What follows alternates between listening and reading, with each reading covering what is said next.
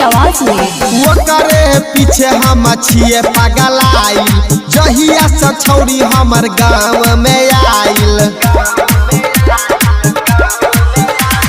वो करे पीछे हम छिए पगलाई जहिया से छौरी हमर गाँव में आइल। बतिया बोलै छै उमा जाके वाली खाली बतिया बोलै छै उमा जाके वाली।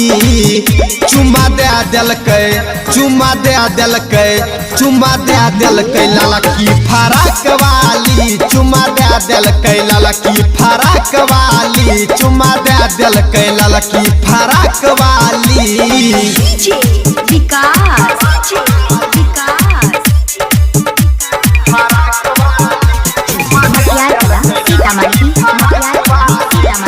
Mix by Balbhadra Singh.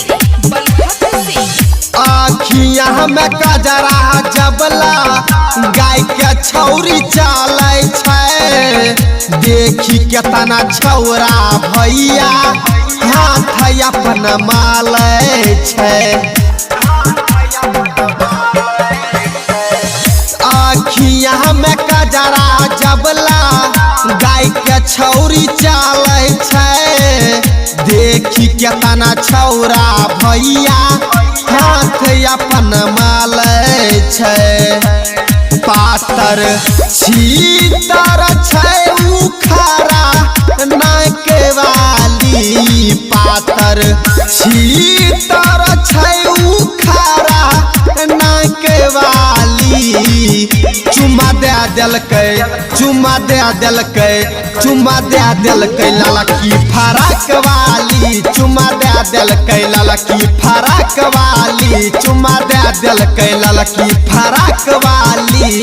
DJ विकास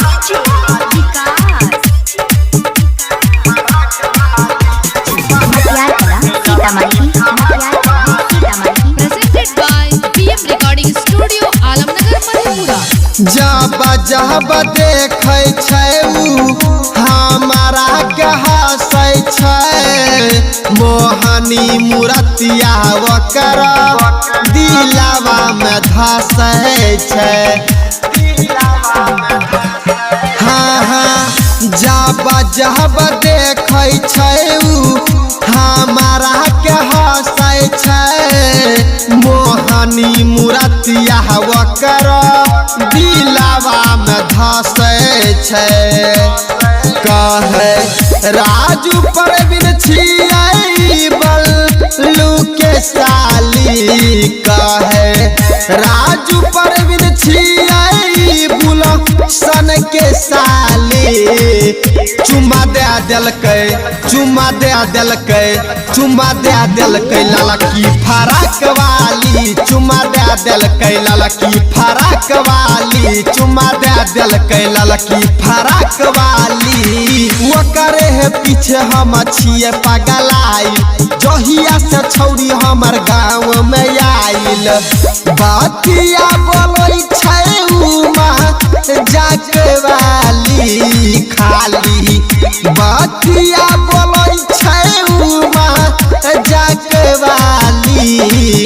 चुम्मा दे देलकै चुम्मा दे देलकै चुम्मा दे देलकै ललकी फराक वाली। चुम्मा दे देलकै ललकी फराक वाली। चुम्मा दे देलकै ललकी फराक वाली।